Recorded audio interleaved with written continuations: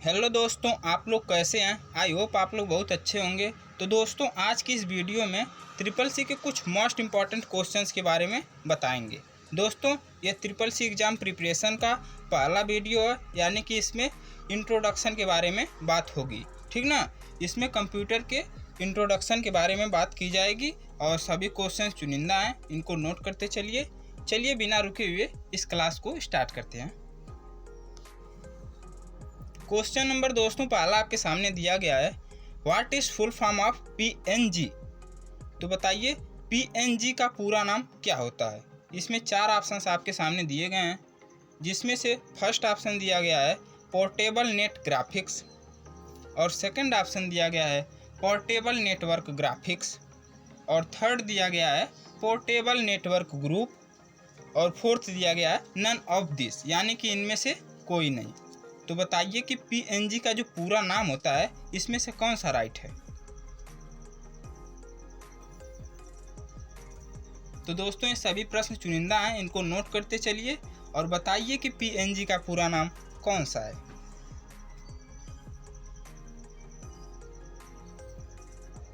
तो दोस्तों चलिए हम बताते हैं, इसका पूरा नाम पोर्टेबल नेटवर्क ग्राफिक्स होगा। इसका राइट आंसर सेकंड हो जाएगा, यानी कि PNG का पूरा नाम पोर्टेबल नेटवर्क ग्राफिक्स होता है, ठीक ना। चलिए क्वेश्चन नंबर सेकंड की तरफ चलते हैं, देखते हैं क्या दिया गया है।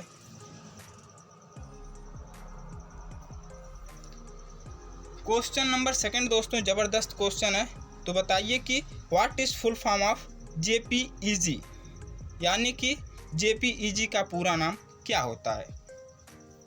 1 नंबर का क्वेश्चन है, इसका बताइए आंसर क्या होगा।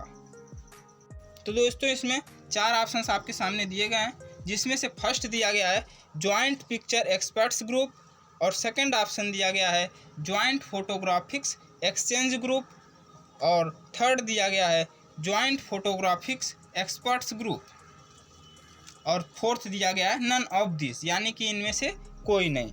तो बताइए कि JPEG का पूरा नाम इसमें से कौन सा राइट है।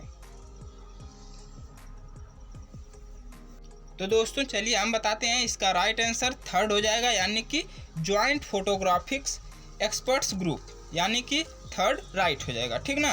अगर आपसे कोई पूछता है कि JPEG का पूरा नाम आप बताइए हमको, तो आप उसे डायरेक्ट बता सकते हैं कि JPEG का पूरा नाम जॉइंट फोटोग्राफिक्स एक्सपर्ट्स ग्रुप होता है, ठीक ना। चलिए थर्ड क्वेश्चन की तरफ चलते हैं, देखते हैं थर्ड क्वेश्चन क्या दिया गया है।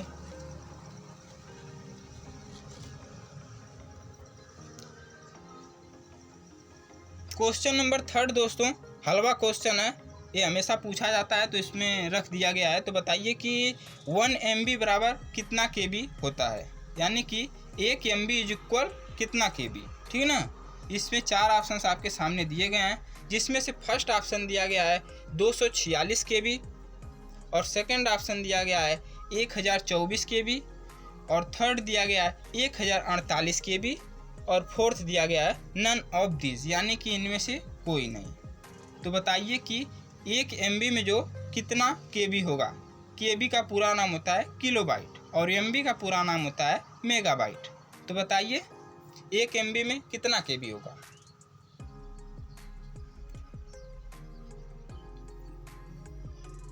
तो दोस्तों, आप पहले से भी जानते होंगे कि 1 MB बराबर होता है 1024 KB, यानी कि इसका सेकंड राइट हो जाएगा। चलिए क्वेश्चन नंबर फोर्थ की तरफ चलते हैं, देखते हैं क्या दिया गया है।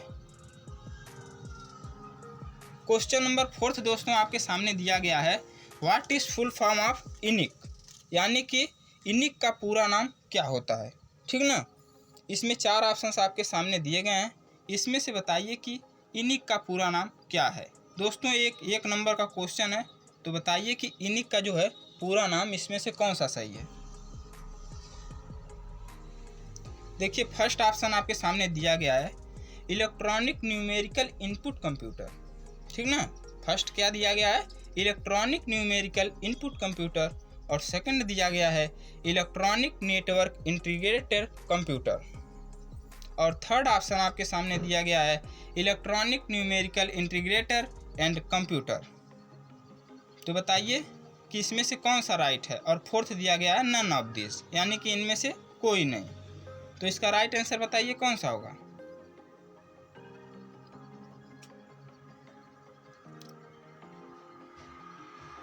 तो दोस्तों चलिए हम बताते हैं, इसका राइट आंसर थर्ड हो जाएगा, यानी कि electronic numerical integrator and computer. अगर आपसे कोई इनिक का पूरा नाम पूछता है तो आप उसे डायरेक्ट बता सकते हैं कि इनिक का पूरा नाम होता है electronic numerical integrator and computer. ठीक ना, ये बार बार पूछा जाता है, तो इसको ध्यानपूर्वक पढ़िए और बताइए इसका राइट आंसर। और चलिए क्वेश्चन नंबर 5वें की तरफ चलते हैं, देखते हैं क्वेश्चन नंबर 5 क्या दिया गया है।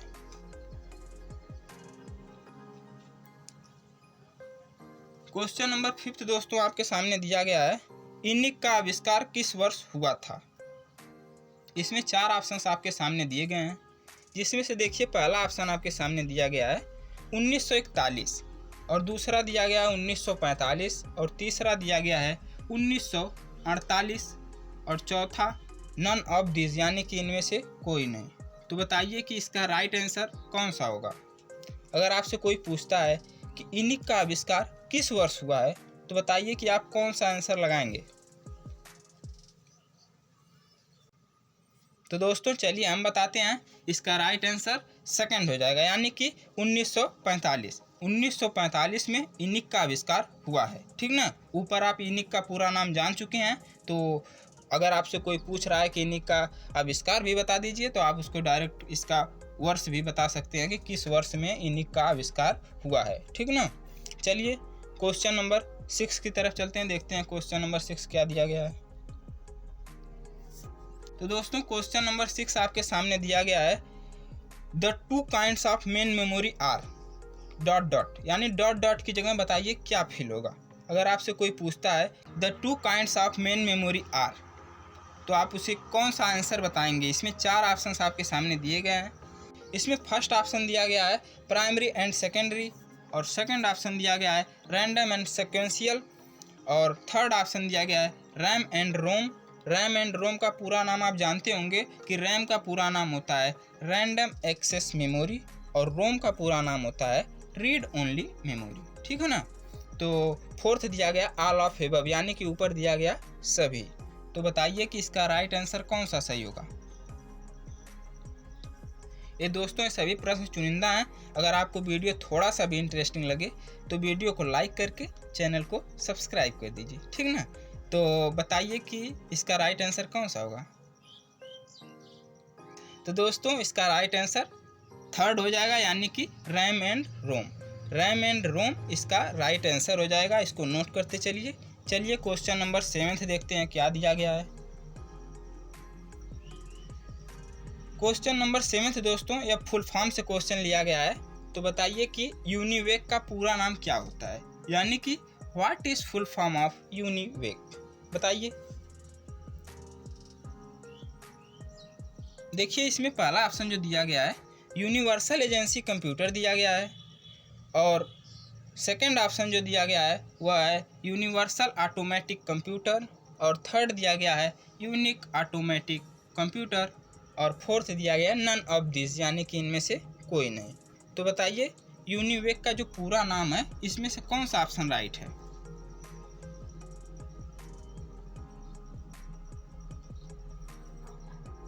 दोस्तों यूनिवेक का जो पूरा नाम होता है वो बार बार पूछा जा रहा है, इस समय सभी परीक्षाओं में दोहराया जा रहा है, तो इसको ध्यानपूर्वक पढ़िए और बताइए कि यूनिवेक का जो पूरा नाम है वह कौन सा राइट है। यूनिवर्सल एजेंसी कंप्यूटर होगा, या फिर यूनिवर्सल ऑटोमेटिक कंप्यूटर होगा, या फिर थर्ड जो है यूनिक ऑटोमेटिक कंप्यूटर होगा, या फोर्थ दिया गया नन ऑफ दिस, यानी इनमें से कोई नहीं। तो इसका राइट आंसर बताइए कौन सा होगा।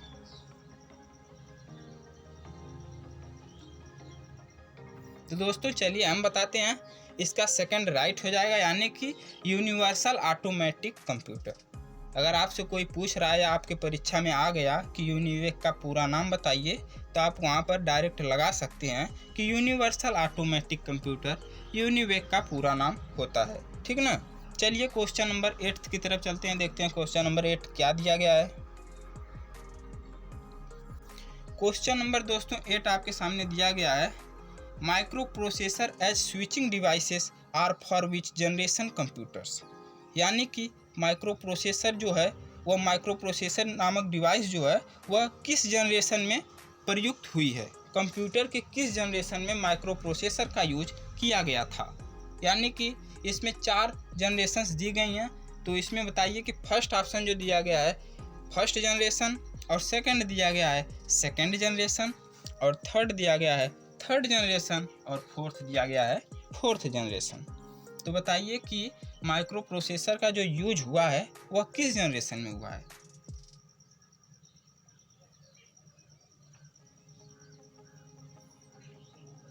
देखिए दोस्तों, ये सभी क्वेश्चन चुनिंदा हैं, इसको नोट करते चलिए और सभी क्वेश्चंस का आंसर दीजिए। और अगर आपको वीडियो थोड़ा सा भी इंटरेस्टिंग लगे तो वीडियो को लाइक करके और कमेंट में ज़रूर बताइए कि आपको यह वीडियो कैसी लगी, ठीक ना। तो चलिए बिना लेट किए हुए हम देखते हैं इसका राइट आंसर कौन सा होता है।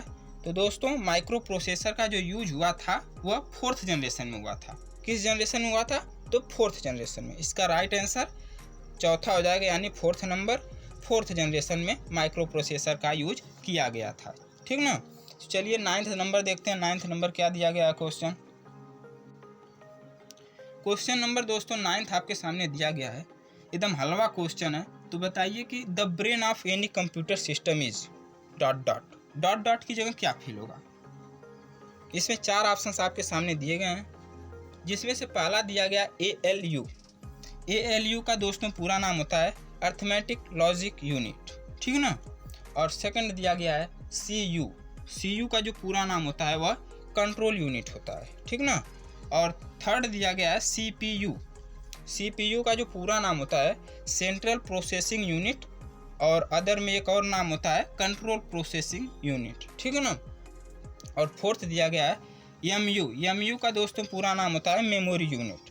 तो बताइए कि जो कंप्यूटर का ब्रेन है, मस्तिष्क जिसे कहते हैं, वह किसे कहते हैं। एकदम हलवा क्वेश्चन है, और इसका राइट आंसर बताइए कौन सा होगा। तो दोस्तों बिना लेट किए हम बताते हैं इसका राइट आंसर कौन सा होगा। इसका राइट आंसर थर्ड हो जाएगा, यानी कि CPU को कंप्यूटर का मस्तिष्क कहते हैं। आप पहले से भी जानते होंगे। CPU का पूरा नाम आपको पता चल गया कि सेंट्रल प्रोसेसिंग यूनिट होता है। और चलिए क्वेश्चन नंबर 10th की तरफ चलते हैं, देखते हैं क्वेश्चन नंबर 10वां क्या दिया गया है। क्वेश्चन नंबर 10वां दोस्तों आपके सामने दिया गया है, नंबर 1 का क्वेश्चन है। इसको ध्यानपूर्वक इम्पॉर्टेंट में लगा लीजिएगा। तो बताइए कि storage capacity of magnetic disk depend on, यानी कि स्टोरेज जो कैपेसिटी है मैग्नेटिक डिस्क की वह किस पर डिपेंड होती है। इसमें 4 ऑप्शंस आपके सामने दिए गए हैं, जिसमें से पहला ऑप्शन आपके सामने जो दिया गया है वह है ट्रैक्स पर unit area of disk surface, और सेकंड ऑप्शन जो है disk pack in disk surface, और थर्ड दिया गया A बोथ B, यानी कि A और B दोनों, और फोर्थ दिया गया ऑल ऑफ एबव, यानी कि ऊपर दिया गया सभी। तो बताइए इसका राइट आंसर कौन सा होगा। एकदम चुनिंदा क्वेश्चन है दोस्तों, इसको बताइए।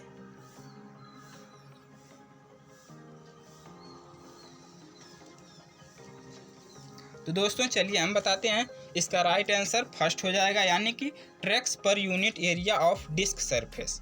इसका राइट आंसर फर्स्ट हो जाएगा, ठीक ना। स्टोरेज कैपेसिटी जो मैग्नेटिक डिस्क की है वह ट्रैक्स पर unit area of disk surface पर डिपेंड होती है, ठीक ना। चलिए क्वेश्चन नंबर 11 देखते हैं, यानी कि क्वेश्चन नंबर 11 देखते हैं क्या दिया गया है। क्वेश्चन नंबर 11 दोस्तों एकदम न्यू क्वेश्चन है। तो बताइए कि इंटीग्रेटेड सर्किट जो होती है किससे रिलेटेड होती है, वो किस जनरेशन से रिलेटेड है। तो बताइए कंप्यूटर के किस जनरेशन में IC का यूज हुआ है, यानी कि इंटीग्रेटेड सर्किट का यूज हुआ है, ठीक ना। इसमें 4 ऑप्शंस आपके सामने दिए गए हैं, जिसमें से फर्स्ट ऑप्शन जो दिया गया है फर्स्ट जनरेशन, और सेकंड ऑप्शन दिया गया है सेकंड जनरेशन, और थर्ड दिया गया है थर्ड जनरेशन, और फोर्थ है फोर्थ जनरेशन। तो बताइए कि IC का जो यूज है वह किस जनरेशन में किया गया था।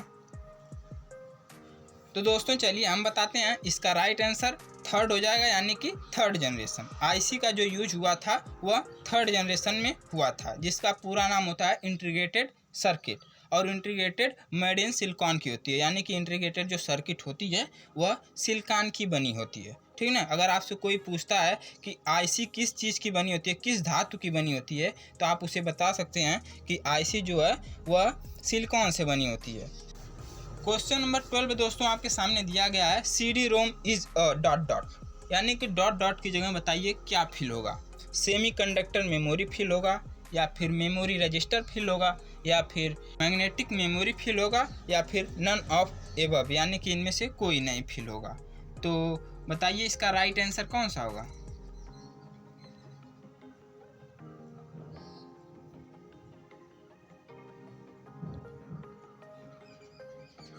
तो दोस्तों चलिए हम बताते हैं, CD रोम का जो पूरा नाम होता है compact disk read only memory होता है, ठीक ना। अगर आपसे कोई पूरा नाम इसका पूछ दिया तो आप उसे बता सकते हैं कि CD रोम का पूरा नाम compact disk read only memory होता है।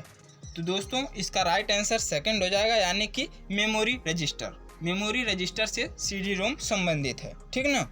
क्वेश्चन नंबर 13 दोस्तों आपके सामने दिया गया है a hybrid computer dot dot, यानी कि इसमें से कौन सा ऑप्शन राइट है a hybrid computer dot dot में फिल करने के लिए। इसमें 4 ऑप्शंस आपके सामने दिए गए हैं, जिसमें से पहला ऑप्शन जो दिया गया है वह दिया गया है रिसेंबल्स डिजिटल कंप्यूटर, या फिर सेकंड दिया गया है रिसेंबल्स एनालॉग कंप्यूटर, या फिर थर्ड दिया गया है रिसेंबल्स बोथ डिजिटल और एनालॉग कंप्यूटर, यानी कि डिजिटल और एनालॉग कंप्यूटर दोनों का यह मिश्रण होता है, या फिर नन ऑफ द एबव, यानी कि इनमें से कोई नहीं। तो बताइए इसका राइट आंसर कौन सा होगा। और हाइब्रिड कंप्यूटर डॉट डॉट में क्या फेल होगा।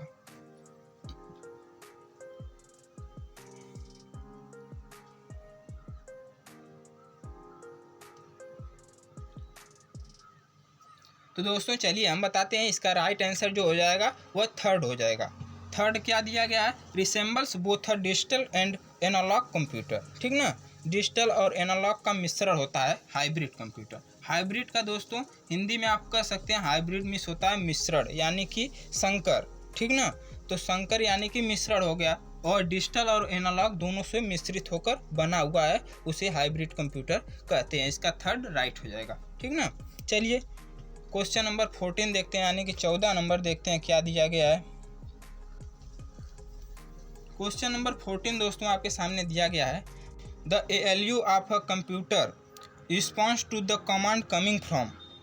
इसमें 4 ऑप्शंस आपके सामने दिए गए हैं, इसमें से बताइए कि डॉट डॉट की जगह कौन सा ऑप्शन फिल होगा।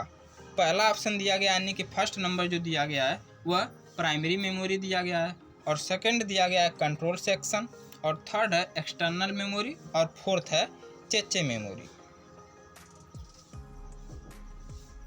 तो इसका राइट आंसर बताइए कौन सा होगा।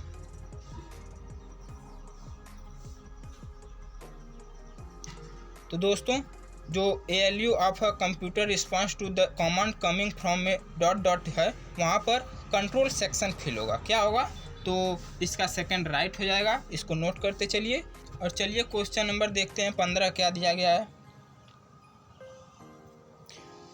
क्वेश्चन नंबर दोस्तों 15 आपके सामने जो दिया गया है वह है chief component of first generation computer was, यानी कि वह कौन सा कंपोनेंट है जो फर्स्ट जनरेशन के कंप्यूटर में यूज हुआ था। इसमें 4 ऑप्शंस दिए गए हैं, इसमें से बताइए कि वह कौन सा कंपोनेंट है जो पहली जनरेशन के कंप्यूटर में यूज किया गया था। इसमें फर्स्ट ऑप्शन दिया गया है ट्रांजिस्टर, और सेकंड दिया गया है वैक्यूम ट्यूब्स एंड वाल्व्स, और थर्ड दिया गया है इंटीग्रेटेड सर्किट्स, और फोर्थ दिया गया नन ऑफ एबव, यानी कि ऊपर दिया गया कोई भी नहीं। तो बताइए इसका राइट आंसर कौन सा होगा, फर्स्ट जनरेशन में किसका यूज हुआ है। एकदम हलवा क्वेश्चन है, बताइए, और बार बार पूछा भी जा रहा है, तो इसको ध्यानपूर्वक देखिए और बताइए कि फर्स्ट जनरेशन में किसका यूज हुआ है। तो दोस्तों चलिए हम बताते हैं, इसका राइट आंसर सेकंड हो जाएगा, यानी कि वैक्यूम ट्यूब्स एंड वाल्व्स का प्रयोग हुआ है, ठीक ना। जो फर्स्ट जनरेशन में यूज हुआ है, यूज होने वाले जो डिवाइस है वह है वैक्यूम ट्यूब्स एंड वाल्व्स, ठीक ना। इसका सेकंड राइट हो जाएगा, और इसको नोट करते चलिए। और चलिए देखते हैं क्वेश्चन नंबर 16 क्या दिया गया है। क्वेश्चन नंबर दोस्तों 16 आपके सामने दिया गया है to produce high quality graphics in colour you would want to use an, यानी कि इसमें से बताइए कि आप किसका यूज करेंगे हाई क्वालिटी का ग्राफिक्स वो भी कलर में प्राप्त करने के लिए, ठीक ना। तो इसमें 4 ऑप्शंस आपके सामने दिए गए हैं, जिसमें से पहला ऑप्शन जो दिया गया है RGB मॉनिटर। RGB मॉनिटर का जो पूरा नाम होता है वह होता है रेड ग्रीन ब्लू मॉनिटर। और सेकंड ऑप्शन दिया गया है प्लॉटर, और थर्ड दिया गया है इंकजेट प्रिंटर, और फोर्थ दिया गया है लेज़र प्रिंटर। तो बताइए इसका राइट आंसर कौन सा होगा, कौन सा प्रिंटर आप यूज करेंगे।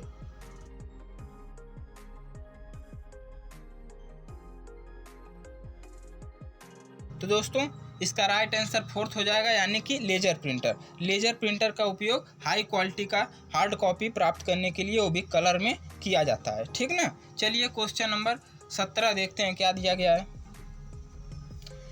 क्वेश्चन नंबर दोस्तों 17 आपके सामने दिया गया है, which of the following IC was used in third generation of computer, यानी कि थर्ड जनरेशन के कंप्यूटर में वह कौन सी IC यूज की गई थी।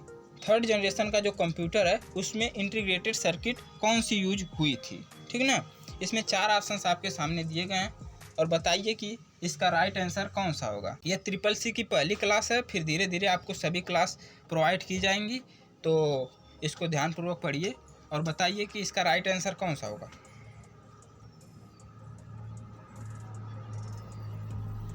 तो दोस्तों इसमें फर्स्ट ऑप्शन दिया गया SSI, और सेकंड ऑप्शन दिया गया है MSI, और थर्ड दिया गया है LSI, और फोर्थ दिया गया है बोथ A एंड B, यानी कि A और B, SSI और MSI दोनों।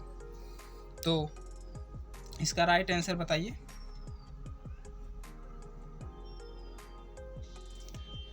तो दोस्तों चलिए हम बताते हैं, इसका राइट आंसर फोर्थ हो जाएगा, यानी कि बोथ A एंड B, यानी कि SSI और MSI दोनों का यूज किया गया था, ठीक ना। चलिए क्वेश्चन नंबर 18 देखते हैं क्या दिया गया है। तो क्वेश्चन नंबर 18 दोस्तों आपके सामने दिया गया है, IPv4 और IPv6 के बिट्स में क्या अंतर होता है। पहले तो ये आप जान लीजिए कि IPv का पूरा नाम क्या होता है, ठीक ना। IPv का जो पूरा नाम होता है इंटरनेट प्रोटोकॉल वर्जन होता है। क्या होता है? Internet protocol version. तो IPv4 का जो पूरा नाम हो जाएगा इंटरनेट प्रोटोकॉल वर्जन 4, और IPv6 का पूरा नाम हो जाएगा इंटरनेट प्रोटोकॉल वर्जन 6, ठीक है ना। अब बताइए कि इंटरनेट प्रोटोकॉल वर्जन 4 और इंटरनेट प्रोटोकॉल वर्जन 6 के अंतर जो बिट्स होती हैं उसमें कितना अंतर होता है। इसमें 4 ऑप्शंस आपके सामने दिए गए हैं, जिसमें से पहला ऑप्शन दिया गया है 16 एंड 18, और दूसरा दिया गया 16 एंड 32, और तीसरा 32 एंड 64, और चौथा ऑप्शन जो दिया गया है 32 एंड 128 दिया गया है। तो बताइए कि इंटरनेट प्रोटोकॉल वर्जन 4 और इंटरनेट प्रोटोकॉल वर्जन 6 में जो बिट्स का अंतर होता है वह कितना होता है। तो दोस्तों बिना लेट किए हुए हम बताते हैं इसका राइट आंसर कौन सा होता है। इसका राइट आंसर फोर्थ हो जाएगा, यानी कि 32 एंड 128, ठीक ना। क्वेश्चन नंबर दोस्तों 19 आपके सामने दिया गया है, the output quality of a printer is measured by, यानी कि प्रिंटर की आउटपुट क्वालिटी किस में मेजर की जाती है, किस में मापी जाती है, ठीक है ना। इसमें 4 ऑप्शंस आपके सामने दिए गए हैं, इसमें से बताइए कि जो प्रिंटर की क्वालिटी है वह किस में मापी जाती है। पहला दिया गया है डॉट पर स्क्वायर इंच, और दूसरा ऑप्शन जो है सेकंड ऑप्शन वह दिया गया है डॉट पर इंच, और थर्ड दिया गया है dots printed per unit time, and fourth option जो दिया गया है वह दिया गया है ऑल ऑफ द एबव, यानी कि उपयुक्त सभी। तो बताइए कि प्रिंटर की जो क्वालिटी है किस में मेजर की जाएगी।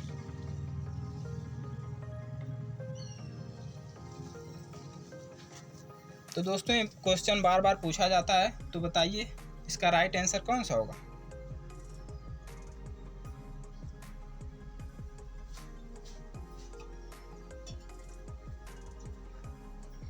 तो दोस्तों चलिए हम बताते हैं, इसका राइट आंसर सेकंड हो जाएगा, यानी कि डॉट पर इंच।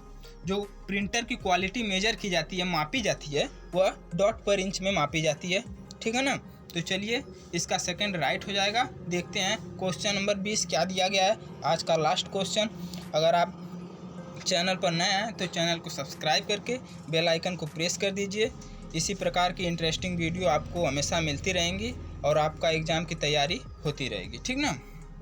क्वेश्चन नंबर 20 दोस्तों आपके सामने दिया गया है, यानी कि फॉलोइंग में दिया गया है, आपके 4 ऑप्शंस दिए गए हैं। इसमें से बताइए कि स्पेशल पर्पज़ के लिए कौन सा कंप्यूटर यूज किया जाता है।